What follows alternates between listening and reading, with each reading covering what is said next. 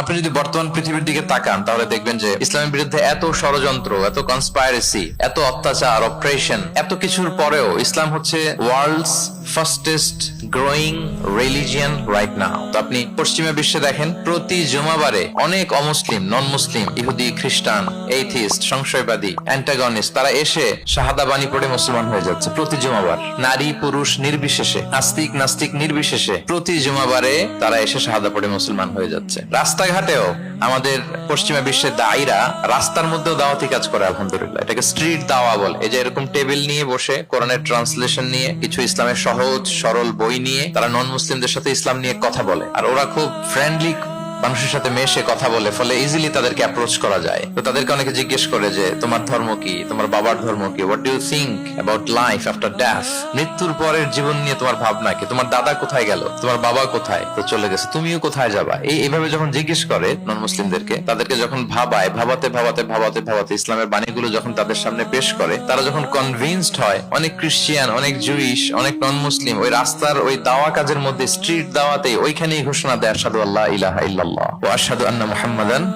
আবদুহু ওয়া রাসূলুহু। রাস্তায় আধা ঘন্টা দাওয়া কাজের মধ্যেই ওরা কনভিন্সড হয়ে মুসলমান হয়ে যায়। গোটা বিশ্বব্যাপী এভাবে ইসলামকে আল্লাহ তাআলা ছড়িয়ে দিচ্ছেন। কেউ এর অগ্রগতিকে থামায় রাখতে পারবে না, অসম্ভব।